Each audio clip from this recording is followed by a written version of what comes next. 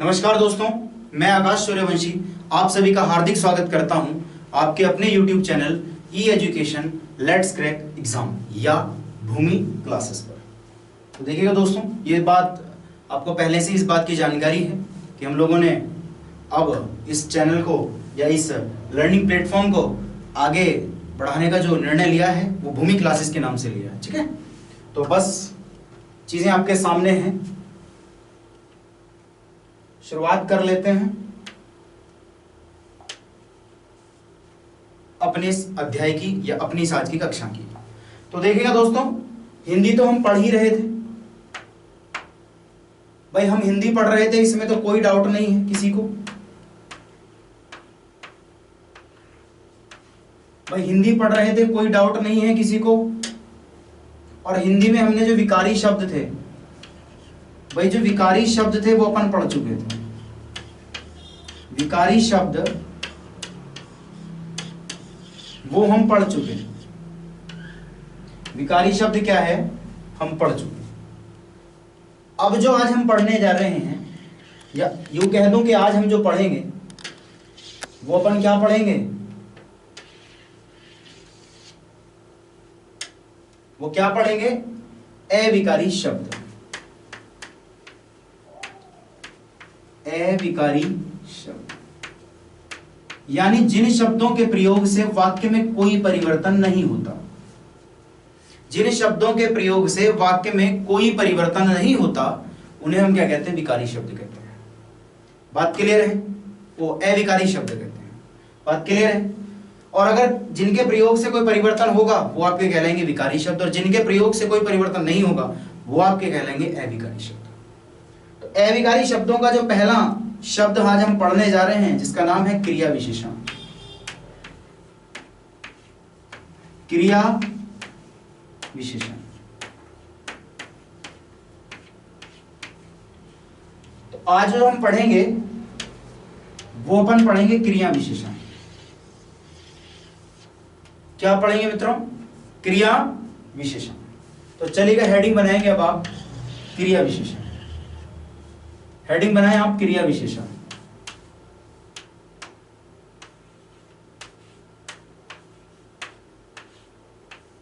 क्रिया विशेषण। क्रिया विशेषण। तो चलिएगा, इसको थोड़ा सा विश्लेषित कर लेते हैं। भाई, क्रिया का जो शाब्दिक अर्थ होता है वो होता है आपका काम या कार्य।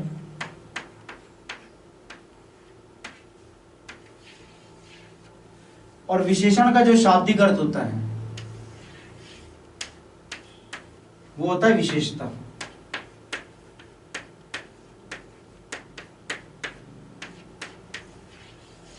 वो क्या होता है, विशेषता। तो परिभाषा आपके सामने क्रिस्टल क्लियर है कि जो शब्द क्रिया की विशेषता बताएंगे या जो शब्द क्रिया की विशेषता बताते हैं क्रिया विशेषण कहलाते हैं, या जो शब्द वाक्य में दिए गए काम या कार्य की विशेषता बताते हैं क्रिया विशेषण कहलाते हैं। तो परिभाषा आप नोट करेंगे, जिन शब्दों से किसी काम की या कार्य की या क्रिया की विशेषता का पता चलता है उन्हें हम क्या कहते हैं, क्रिया विशेषण कहते हैं। उदाहरण देख लेते हैं।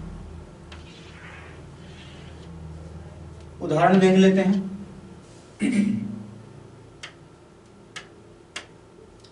जैसे मैं कह दूं रेलगाड़ी,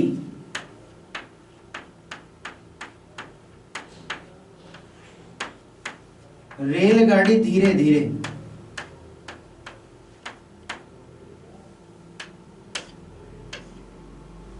रेलगाड़ी धीरे धीरे प्लेटफॉर्म,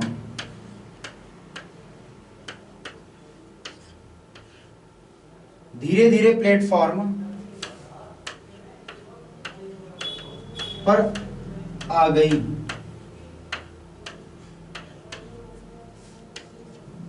रेलगाड़ी धीरे धीरे प्लेटफॉर्म पर आ गई। तो ये बताइएगा इसमें विशेषण, इसमें क्रिया कौन सा शब्द है? तो भैया आ गई या आना शब्द क्या है? क्रिया।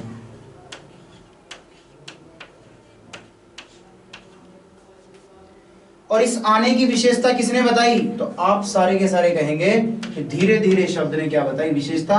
और यही आपका शब्द क्या बन गया? क्रिया विशेषण। भाई रेलगाड़ी आ तो गई, लेकिन कैसे? धीरे धीरे। तो धीरे धीरे आने की क्या बताई? विशेषता। एक और एग्जांपल आप देखेंगे।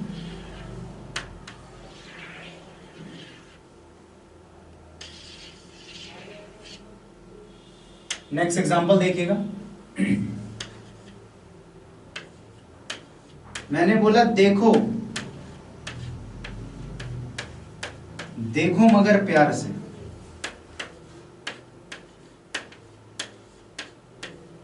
देखो मगर प्यार से। इसमें क्रिया कौन सा शब्द है? देखना। देखना क्या है? क्रिया।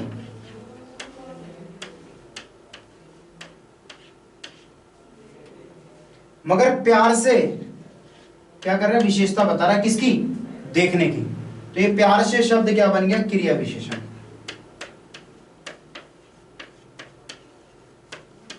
ये प्यार से शब्द क्या बन गया? क्रिया विशेषण। बात समझ में आई? और एग्जांपल्स देख लेते हैं।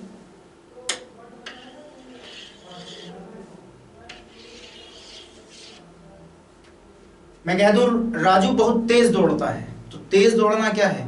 उसकी क्रिया विशेषता। वह बहुत आराम से बोलता है, तो आराम से बोलना उसकी विशेषता। मंद बोलता है तो मंद बोलना विशेषता। तेज बोलता है, तेज बोलना विशेषता। जल्दी जल्दी बोलता है, वो भी उसकी विशेषता। तो ये सब क्या है? आपकी क्रिया विशेषण। तो चलिएगा दोस्तों, एसएससी जीडी वालों, आपके लिए क्रिया विशेषण इतनी ही काफी है, होती भी यही है।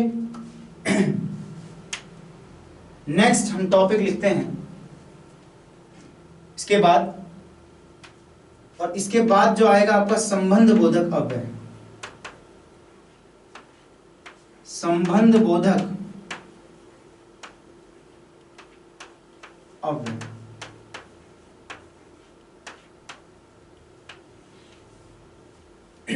इसके तो नाम से इसकी परिभाषा क्लियर है। संबंध यानी वाक्य में प्रयुक्त शब्द जो संज्ञा और सर्वनाम का संबंध वाक्य के अन्य शब्दों के साथ बताएंगे, वो आपके संबंध बोधक अव्यय कहलाएंगे। भाई वाक्य में प्रयुक्त शब्द संज्ञा और सर्वनाम का संबंध वाक्य के अन्य शब्दों के साथ बताएंगे, आपके संबंध बोधक कहलाएंगे। कैसे जी? तो देख लेते हैं, चलिएगा उदाहरण देखते हैं इसका। जैसे मैं कह दूं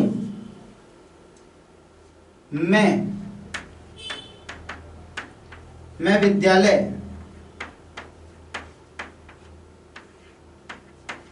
विद्यालय तक गया था।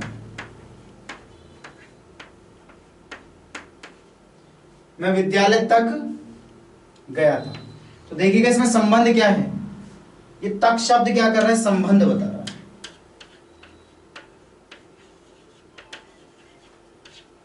तो ये आपका संबंध बोधक अव्यय हो गया।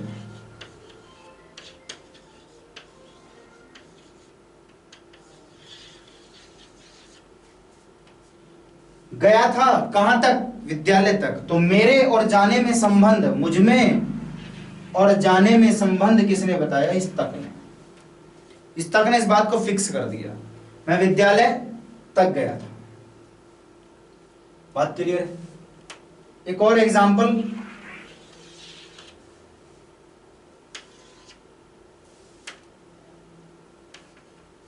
वह दिन भर काम करता रहा।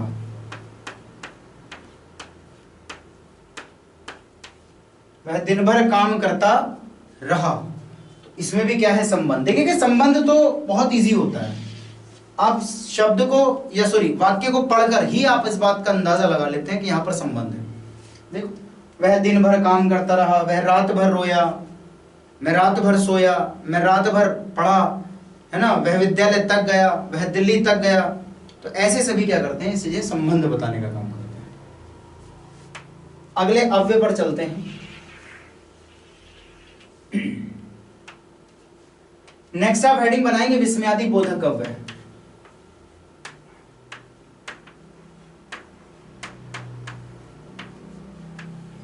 विस्मयादि बोधक अव्यय, विस्मयादि बोधक अव्यय। भाई विस्मयादि बोधक अव्यय, विस्मयादि का क्या तात्पर्य है?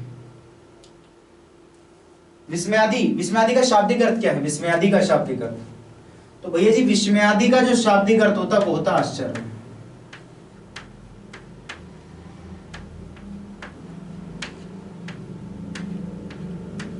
विस्मयादि का शाब्दिक अर्थ क्या होता है? आश्चर्य। विस्मयादि का शाब्दिक अर्थ क्या होता है? आश्चर्य होता है।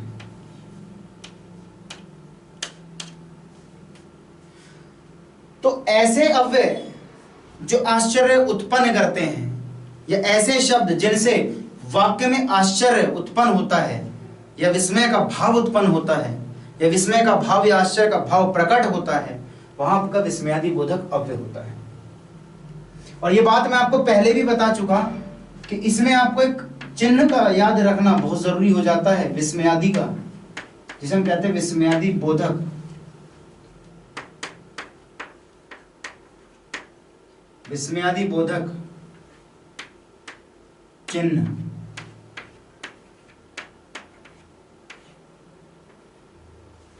और विस्मयादि बोधक चिन्ह कौन सा है?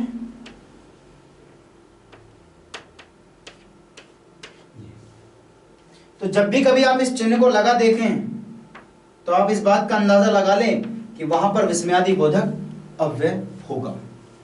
देखिएगा कैसे, उदाहरण समझ लेते हैं।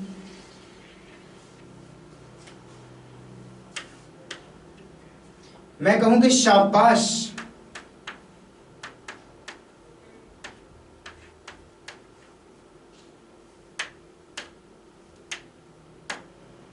शाबाश तुमने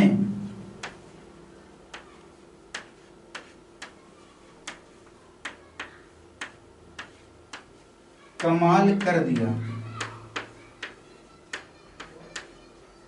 शाबाश तुमने कमाल कर दिया, तो आप इस बात को देख के अंदाजा लगा गए कि जी यहां पर विस्मयादि बोधक अव्यय है। मैं कह दूं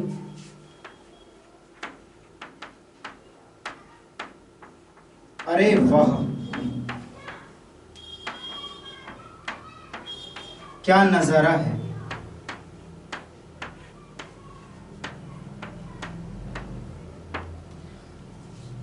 यहां प्रश्नवाचक भी है और विस्मयादि बोधक अव्यय भी है। प्रश्नवाचक की जब बात करेंगे तो यहां पर प्रश्नवाचक वाक्य भी हो सकता है, प्रश्नवाचक सर्वनाम भी हो सकता है, वो बात अलग की है। लेकिन अगर अव्ययों की बात करेगा तो अव्यय, अरे वहां से अव्यय का पता चलता है कि यहां पर अव्यय क्या है? विस्मयादि बोधक अव्यय। शाबाश तुमने कमाल कर दिया, अरे वाह क्या नजर है, आह मजा आ गया, वाह क्या बात, तो ये सब क्या है? आपके विस्मयादि बोधक अव्यय। चलिए नेक्स्ट चलते हैं। अगला जो अव्यय है आप हेडिंग बनाएंगे समुच्चय बोधक अव्यय। समुच्चय बोधक अव्यय,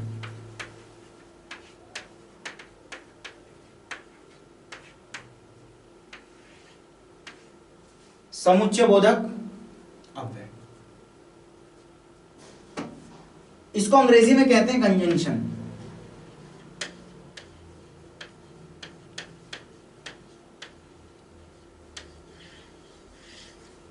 और अंग्रेजी में जब हमने कंजंक्शन पढ़ा था तो हमने उसका मतलब सीखा था क्या? दो शब्दों को जोड़ने वाला, जैसे कि इफ, बट, बिकॉज,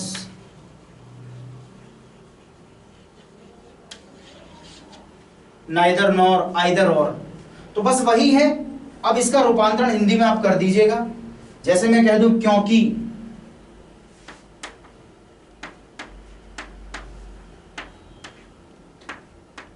तो, यदि, इसलिए,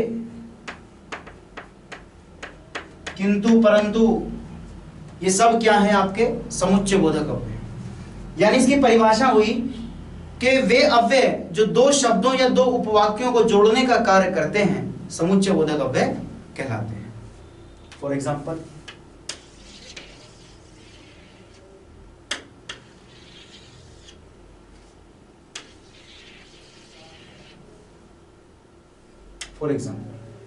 जैसे मैं कह दूं माता और पिता,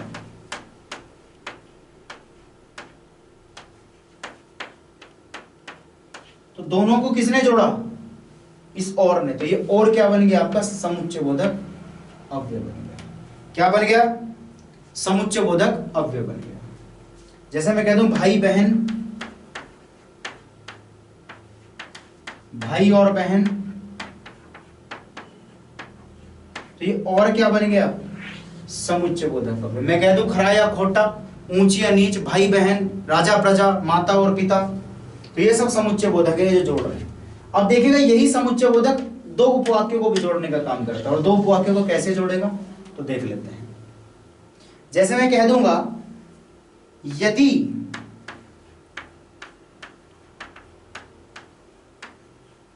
आपने बुलाया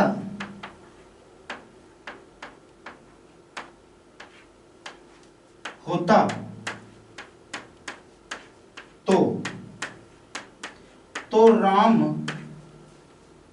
तो राम अवश्य आता।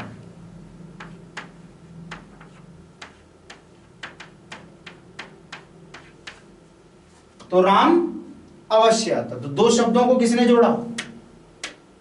दो उपवाक्यों को किसने जोड़ा? भाई यदि आपने बुलाया होता तो राम अवश्य आता, तो ने क्या कर दिया? जोड़ दिया। जैसे मैं कह दूं वह अनुत्तीर्ण हो गया क्योंकि उसने परिश्रम नहीं किया, तो क्योंकि क्या बन गया? समुच्चय बोधक अव्यय। यदि आपने बुलाया होता तो मैं अवश्य आता, तो शब्द क्या बन गया? समुच्चय बोधक, क्योंकि दोनों वाक्यों को जोड़ने का काम कर रहा है। यदि नेताजी आज नहीं आए तो मेरा सारा कार्यक्रम बिगड़ जाएगा, तो शब्द ने दो शब्दों को जोड़ने का काम, दो वाक्यों को जोड़ने का काम कर। तो ये जितने भी होते हैं किंतु, परंतु, और, या, तो, इसलिए, ज्यों त्यों, तो ये सारे के सारे आपके समुच्चय बोधक अव्यय होते हैं। तो मैं समझता हूं अव्यय आपको चारों समझ में आए। तो भैया ये थे आपके चारों अव्यय। सबसे पहला अव्यय हमने जो पढ़ा था अभी, क्रिया विशेषण, जो शब्द क्रिया की विशेषता बताते हैं। उसके बाद संबंध बोधक अव्यय, उसके बाद विस्मयादि बोधक अव्यय, और उसके बाद हमने देखा समुच्चय बोधक अव्यय। अब लास्ट एक स्पेशल केस आता है जो ना तो विकारी शब्द है और ना ही आपका अविकारी। वो स्पेशल केस है जिसका नाम है निपात। इस निपात का शाब्दिक अर्थ क्या होता है? बल। और कैसा बल? तो ध्यान से सुने आप भाई। जो शब्द वाक्य में प्रयुक्त क्रिया के होने पर अधिक बल प्रस्तुत करते हैं या प्रकट करते हैं या अधिक बल देते हैं, वे हमारे निपात कहलाते हैं। अब आप कहोगे वाक्य में होने वाली क्रिया पर अधिक बल दिया कैसे जाएगा? तो मैं आपको दो सेंटेंस लिखूंगा, ध्यान से देखना।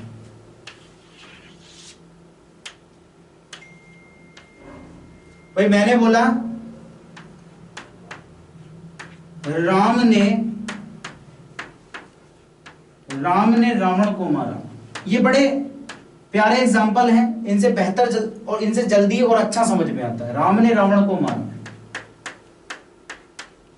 और अगला एग्जाम्पल है राम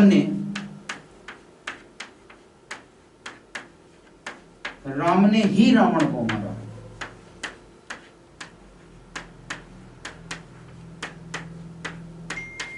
भाई एक बात है राम ने रावण को मारा और दूसरी बात है राम ने ही रावण को मारा।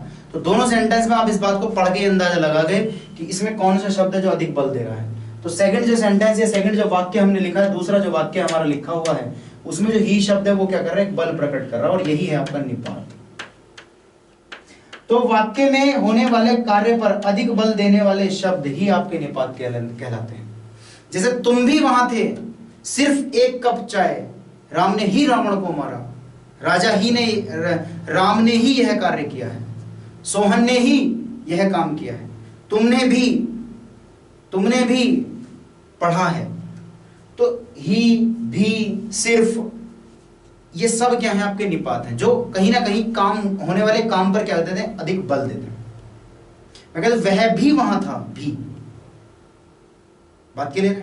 तो ये सारे के सारे आपके निपात होते हैं। तो निपात क्या होता है कि जो कार्य में होने वाली क्रिया पर अधिक बल प्रस्तुत करता है, उसे हम क्या कहते हैं, निपात कहते हैं। मैं समझता हूं ये बात आपको समझ में आई। उदाहरण के लिए चलिए एक उदाहरण और देख लेते हैं।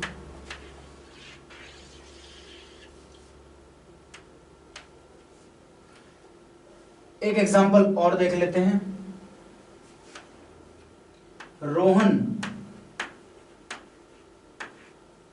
रोहन भी वहां था। तो इसमें कौन सा शब्द है जो बल प्रस्तुत कर रहा है? तो भी शब्द क्या बन गया आपका, निपात बन गया, क्योंकि ये क्या कर रहा है, बल प्रस्तुत कर रहा है। इस होने के, वहां था, इस बात पर ज्यादा बल किसने दिया, इस भी ने या इस निपात ने। इसीलिए भी जो है आपका निपात है, क्योंकि अधिक बल देगा। तो देखिएगा दोस्तों, विकारी शब्दों में हमने संज्ञा सर्वनाम विशेषण क्रिया पहले पढ़ लिए थे। उसके बाद अविकारी शब्द हमने आज पूरे खत्म कर दिए, क्रिया विशेषण संबंध बोधक विस्मयादि समुच्चय बोधक, और आज हमने निपात भी खत्म कर दिया। अगली वीडियो में या अगली क्लास में हम मिलेंगे एक नए टॉपिक के साथ, शब्दों से आगे बढ़ेंगे। तब तक के लिए राम राम, बाय बाय, खुदा हाफिज़, शब्बा खैर, मस्त रहो, स्वस्थ रहो, ख्याल रखो, खुश रहो, take care, see in the next class, thank you so much. And हाँ, एक लास्ट कहने की आवश्यकता नहीं है, बोर्ड पर आपकी डिटेल है, तो आप इस बात को ध्यान से देख सकते हैं। लाइक शेयर एंड सब्सक्राइब यार करते रहो, स्प्रेड करो चीजों को आगे बढ़ाओ। चलिएगा, good luck, see you in the next class, thank you so much, take care.